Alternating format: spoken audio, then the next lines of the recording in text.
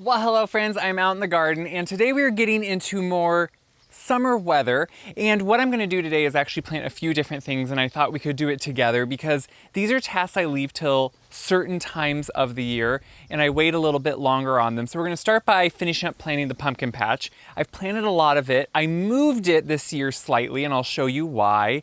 I just moved it kind of around the corner from where it was. Every year I try to plant a massive pumpkin patch. I'm slightly scaling it down this year. It still is ending up being bigger than it needed to be, but if you can grow pumpkins, why not try, right? I also thought I'm going to plant a couple natives out in my prairie that I want to just pick in every so often as they work, and a couple other things. I thought when we get done planting some seeds, we could maybe plant a couple perennials I have to put into that I finally found. Some of the nicer perennials don't come in till a little bit later in the year, late spring, early summer, that you can get larger starts of them. So I've started to find a few that I love and I thought we could go put those in. So it's kind of filling in, planting some seeds, kind of doing a mixture of things, which is really what every day in the garden is a mixture. So let's head on out, I'll show you where the pumpkin patch is. So from my backyard, the pumpkin patch used to be right directly beside it in what is now part of the prairie I've talked about planting, which is starting to come in really nicely. If you remember early spring, I planted all this seed, which has a mix of grasses. It does have some wildflowers, which will take longer to come up, but we do have some native milkweed that's making a show. And this is where the pumpkin patch used to be, but this year I'm moving it back around the corner, around this building, because it's one spot where the grass was not coming up that well, and I thought it was a good one just to plant the pumpkins in. So right around the corner from where it was last year is where the pumpkin patch is this year. And you can see I have they're very me. They're the jugs I use to make little greenhouses over each seed. I sow my seeds directly. And this video will probably go up later than when I'm planting them, but I plant my squash, pumpkins, things like that in early June. I find that when I started planting them in May in previous years, even mid or early May, I was really getting vine borers early on. And if I waited and didn't plant them until June, it seemed like I could get past that first generation of vine borers. So it has seemed to help me ward them off, because one of the biggest problems with ever trying to grow pumpkins or squash of any type is the vine borers. And I do still have problems with them. That is why I plant a large area of plants and of pumpkins and squash. I hope that at least a few do well, even if some of them do get hit. So I will watch them, and if you follow my stories, if you kind of check in, I will show updates on what I do to prevent that. I will use things like dead bug brew, which is an organic use you can use for that. You know, different things, but also just creating the healthiest plants you can. So I will try to fertilize them with like a fish emulsion. That's usually what I use. And if you can create healthier plants, they should be able to somewhat help themselves a little bit better too. So like I said, this is in the prairie. This is an area where the grass wasn't coming up as well anyway, and I wanted to plant pumpkins. So I tilled it with the tractor tiller. You can see there's trees somewhat planted in it, but they're small enough they won't inhibit any pumpkins for quite a few years. So I'll probably keep this here for a while.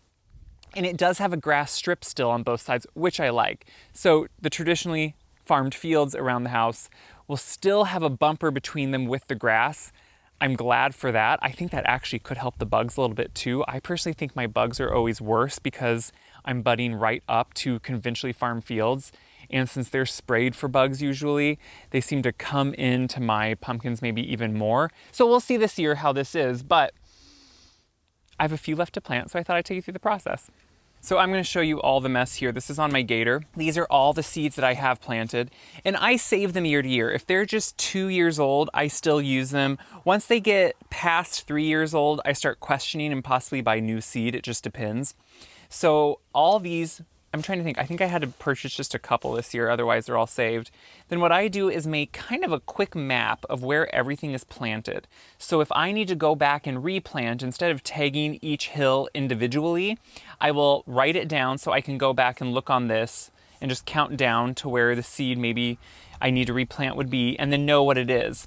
That just keeps me a running list. Then I usually transfer this more to a little bit better garden book I have in the house to keep some track of and know year to year maybe what does well. But honestly, with pumpkins, there's no secret, there's no trick. I do use a lot of Johnny seeds. I'll use a lot of Baker Creek seeds. I will use Seed Saver seeds. It just depends what varieties I'm finding and when I get them. Sometimes from Johnny's, I will find some of the treated seeds, depending on the type of pumpkin, and use those. So what I have left today is the mellow yellow. the Musky de Provence, and the Porcelain Doll. I would say 3 of my favorites, but they're literally all my favorites. So what I'm gonna do is find where they go, which I already know. I only have these 3 left. So I know it's these 3 right here. And we're gonna go over and plant them. So I'm gonna grab my water, which is just a watering can, my seeds, and we should be good to go. There are no big tricks for planting pumpkins or squash. I know a lot of people you always see traditionally to hill them, same with cucumbers. The reason for hilling, or making a hill, that literally means just making a hill to plant your seeds in, is that the idea is the hill warms quicker, germinates the seed quicker, warms the roots as they're growing, which can be true. I have found over the years, I don't really hill them anymore. I don't find a need. I plant them later in the summer or later in the spring. And so I don't need the hill. And I go back and forth, but I haven't now done hills for quite a few years and I still get pumpkins. So what I am gonna do though is, you can see I tilled it with a tractor tiller, which does still leave some clods. And this area had been mostly just farmed with the field up until recently. So this doesn't have as fine of soil as the area I was planting in, but I'm still not too worried. You can see I have fine enough soil to plant in here. And then this is, I'm gonna be honest, this is what my mom always did. And so this is now what I do. But I lay usually around 3 to 5 seeds out. And it just depends. The older the packet is, the more seeds I'll plant because the germination rate could be a little lower. But I put the seeds down, I water them just a bit to get that water right on the seed. Let it soak in. You don't have to worry about watering huge amount or way deep around because the seeds aren't even germinated yet. I cover them with a nice fine layer of soil, very thin, maybe 1/4 of an inch, 1/2 inch at most. And then I use these plastic jugs that you can see were vinegar jugs.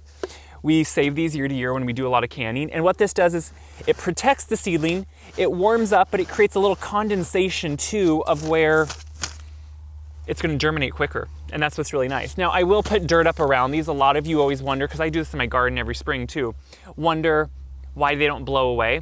It's because I put dirt right around them. And you can see they're low enough to the ground that if a big windstorm comes through, a few of them may get knocked over, but it's never a huge issue. This time of year, these germinate so quickly that I'm not worried at all. So I won't need to water these now until they really poke through. They'll stay moist enough in that short, with that little amount of water. So I just have a few more hills to do.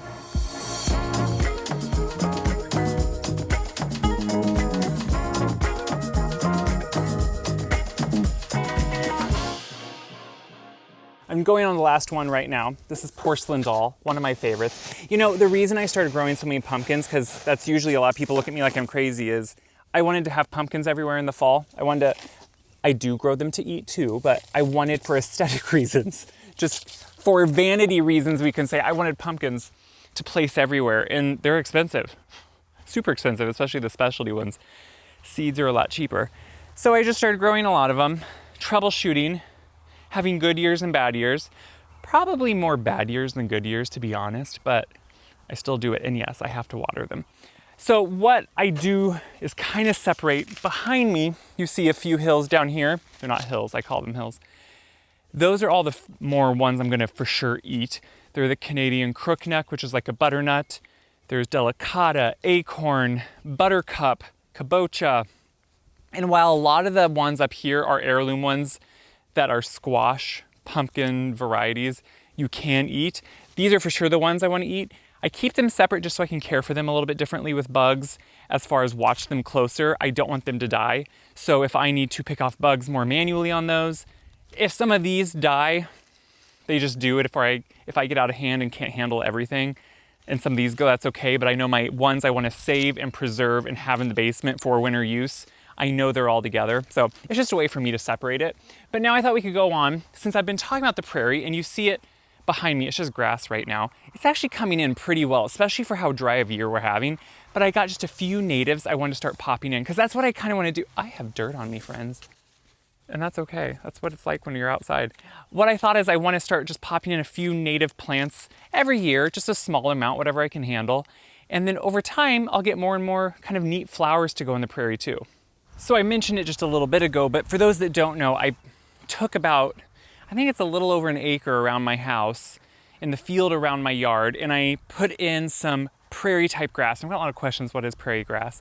I used Allendan seeds from Iowa that work on and use native blends, CRP blends, and grass blends kind of specific for what you're looking for. Mine is a heavy grass blend that does have some wildflowers. The wildflowers can take longer to establish, which is normal, but so far the coverage with the grass is really nice. So that means it's gonna help keep weeds down. There are some weeds within it, and that's something you really have to kind of watch the first few years you're starting to establish some type of prairie or meadow, pasture, whatever it is. Just because weeds, anytime there's bare earth, bare soil, before something is planted, weeds really take hold. So you have to watch that closely. And I probably will have to mow this down at some point for the oats I planted and just to control the weeds if I need to. Right now it's mostly grass and so we're doing good, but I do see some different weed in there too. But what I want to do is plant just a couple. I thought every year I could just start throwing in a few little native plants just to kind of help it, and ones that maybe I'll see and enjoy. So today we're going to do some mountain mint. The prairie, obviously field beyond, which is out there, but then I do have some trees mixed in here. So I have some, just a variety, some Kentucky coffee tree, catalpa, honey locust, tulip trees, some crab apples more up front. So just kind of a mixture. But what I want to do is within all this grass, obviously have some wildflowers at some point. So I'm going to just try to jumpstart that a little bit. And today I'm going to put in some mountain mint. This is, now of course you have to check with you locally where you are and what works, but I love mountain mint and I've been wanting a good spot to put it. Now it can get, you know, it's a native, so it does really well and it can get large and it can really naturalize, but that's what I want out here. So I'm not worried about that. It has a great smell and fragrance. It really, pollinators love it. It has really a pretty flower too. So I'm gonna be putting this in today. I have just a few plants here to start. I also wanna get some spotted monarda at some point. What's great about natives is once they take hold, their root systems adapt really well. They hold on to the soil, they hold on to moisture on their own really well. That's why they're native. So this is really like anything else when I'm planting it. I do like to just rough up those roots just a little bit. I don't need to go too extensive here, and they're really gonna adapt, I think, into the soil well. This is where I had my pumpkin patch previously, so it's just around the corner from where we were planting pumpkins. This soil has been in a pumpkin patch for years, so I've added compost to it over the years. I've worked hay into it over the years and different mulches, so it has a little bit better ability over here to grow things, I would say. So mountain mint doesn't really need all of that, but for me, it's gonna be the perfect thing. Now, since we are so dry right now, before I put soil back in around this, I am going to water it well and let that make sure it gets all around the roots. And I always, you know, I think the big thing is we're always worried what time of year is best to plant something. What time of year, you know, do we have that we know we don't have to worry about it? You never don't have to worry about a plant. In the spring, it's cooler. You maybe get more rains, and that's a really good way to start it off.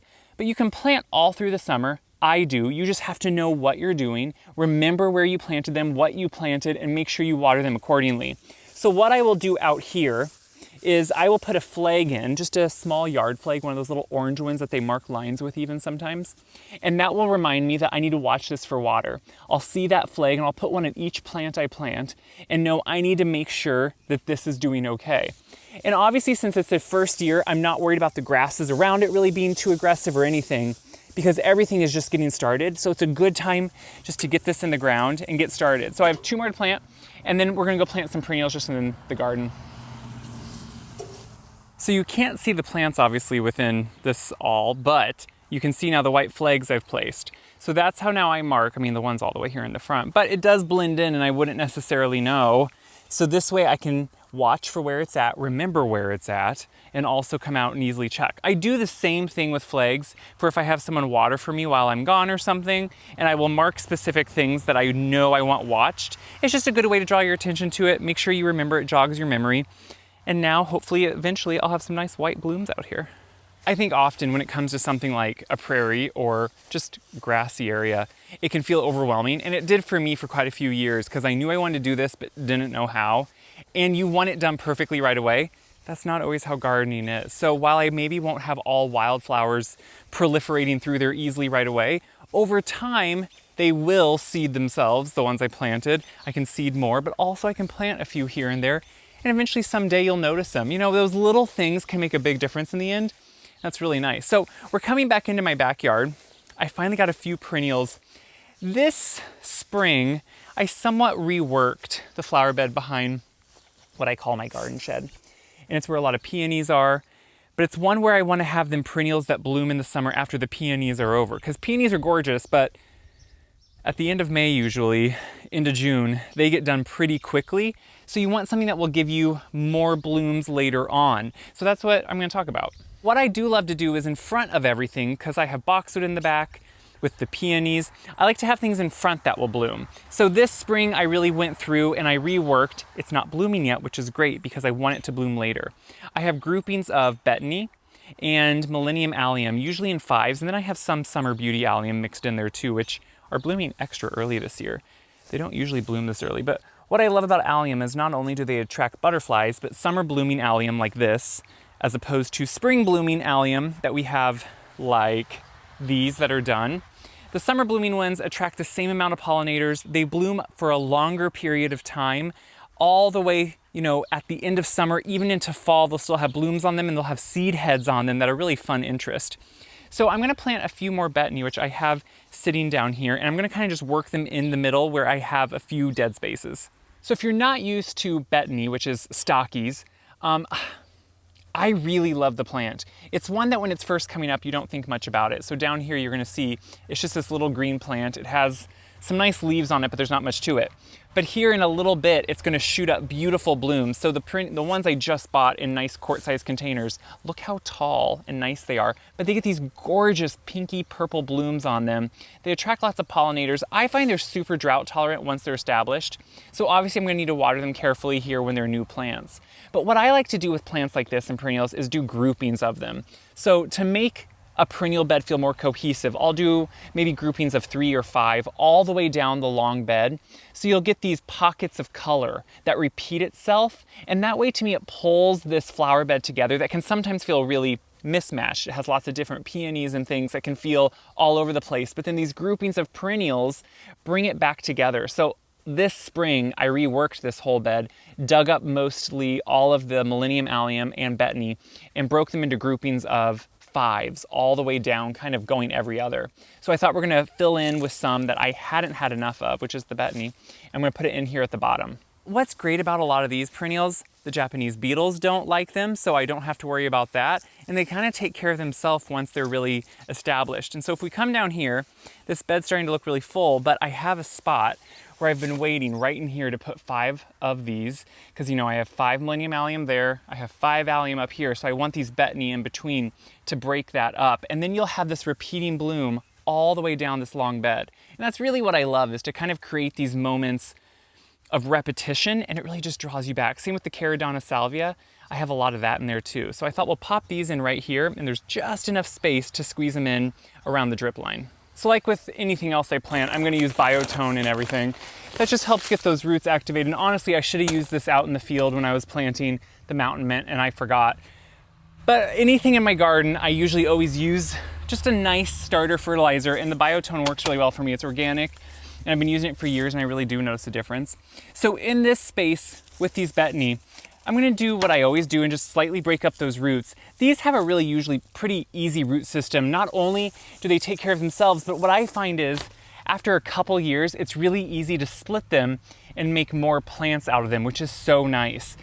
Every so often, I will have one that seeds itself, as in some of the flowers could dry, have seeds, and start new plants. It's never been a problem for me. It will start a plant here or there every so often, but it's never been extensive. And honestly, it's usually where I'm like, oh, I'm glad to have another plant, and I'll move it somewhere else.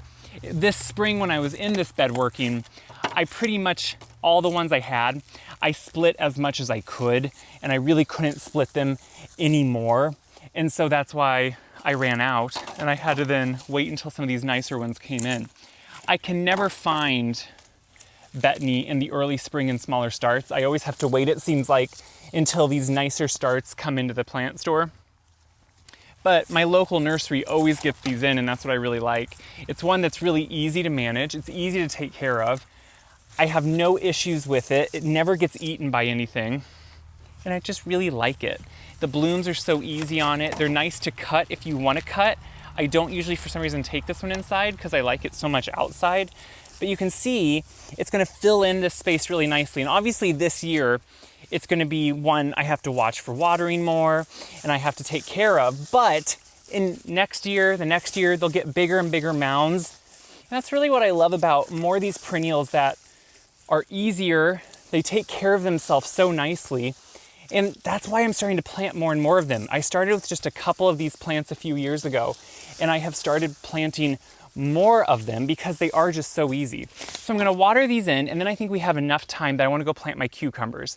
I plant those late too, just like the pumpkins and the squash. And there's a lot of things I like to do with cucumbers, but I start them later because I have less issues with vine borers with them and less disease issues too, it seems like. So I'm gonna water these and then we'll run out to the vegetable garden and finish up.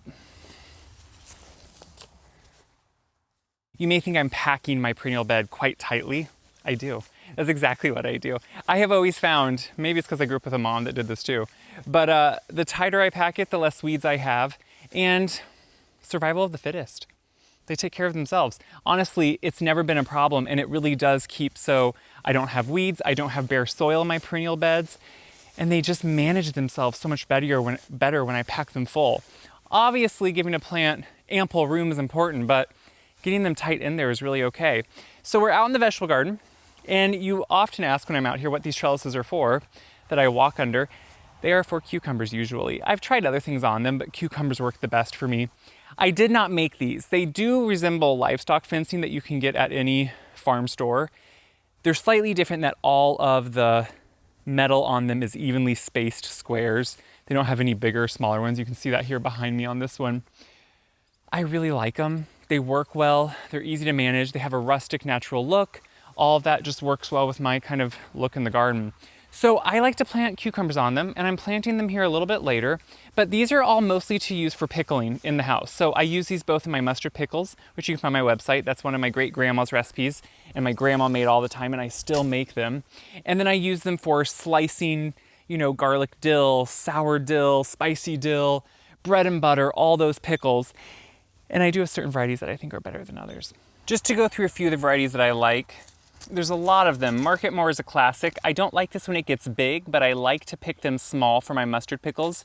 If I don't want to slice them, I like them just a small, kind of that like 2 to 4 inches, closer probably to around 4. When they get big, I think they get kind of seedy in the middle, but I like them small. Chicago Pickling, it's a classic. It's a really good one to use. Early Fortune is one we have always grown, and it's one of my favorites. These I like both small, and they still stay pretty nice when they're bigger, and they're really good for slicing. I have some repeats here. Market More is a classic too. Again, I feel like the small to medium size are better. You don't want to let them get too big, or I just find they get really seedy. Again, I have a little bit of a prejudice against seediness in the middle. My mom hated that, so I kind of do too. Again, the Boston Pickling. All these are really good ones, kind of Chicago Pickling, Boston Pickling.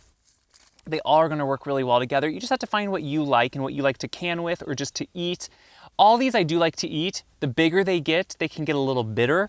So I like to pick them a little smaller and young for eating. The skin is a little bit thinner that way too. But they're all really good in pickles and in pickling, in the vinegar brines. And so I'm gonna start with probably the Chicago Pickling. I think that's usually one of my go-to favorites. And when I do this, I try to strategically have things that I'm pulling out or know are gonna be done by the time I plant my pickles. So lettuce, I can pull another head out right here, which is ready to go inside anyway. I'm almost finished with my lettuce. We're getting too hot for me to grow this lettuce until later on in the summer into fall. So I'll pull out this one, and then I'll have a space for 2 spots here for pickles. Let me just say, I know that it's gonna be an issue that I call them pickles. They are cucumbers, but to me, they all become pickles. So I usually call them pickles, but they are cucumbers, obviously, before you pickle them. So what I'm gonna do is, like this last head, I wanna take in and clean anyway right there. So I'm gonna pull that out. It's a beautiful, I'm still getting gorgeous lettuce. I think there's nothing better than just growing your own produce, taking it inside and eating it. So what's great about a raised bed, as you can see, it's super easy to work with the soil here. And I don't have to worry about digging it, tilling it. That's the whole point. I'm never compressing it by stepping on it, so I don't have to worry about that. And just like I said with my pumpkins, I'm not gonna hill these because it's warm enough out right now that I don't find the need to worry about hilling them for the warmer conditions. These are going to hopefully vine up here. Now they do not vine on their own. I have to train them, and that's okay. I just have to weave them around as they're growing. So I usually plant, again, probably that 3 to 5 seeds in each area. And then I will just water that a little bit. And then I will cover it, which is super simple with this soil that's really light anyway. And now I can cover these, and I might with a jug. Sometimes I just don't when they're in my garden. They're really protected here with the raised bed, offering a little bit of protection, and it's just more of a protected area. So since we're later on and I don't need to worry about cold, I might just leave these and let them come out on their own, and I'll watch for them, because I'm gonna know where they're all placed too. I'm not worried about not remembering. So I'll put a few more over there. I'm gonna water them. And that's how easy it is to plant cucumbers or pickles if you want to just know that they become pickles. This is so much the reason of why I garden, is to have the food for later on use. So knowing I'm going to make pickles out of these and put them in my basement once I can them in jars is one of my favorite things. And it's always what really excites me about gardening, is to know that we can plant seeds and then harvest those later on. Same with, that is a gorgeous head of lettuce, but same with lettuce. It's just always exciting for me to see that process. So I'm gonna go plant a few more hills and then we'll finish up. So I have all the cucumbers planted now. I have all the squash and pumpkin planted. Like I said, what I'll be doing in the next, week to 2 weeks is watching to see if everything comes up.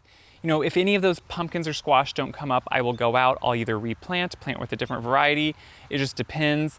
Same with the cucumbers. Usually all of them germinate pretty quickly in this warm heat we're having. It's getting close to summer weather, so that's really going to help them go really quickly, and I'll know soon, and I'll replant accordingly. Once the pumpkins and squash come up, I'll have to watch them closely for water.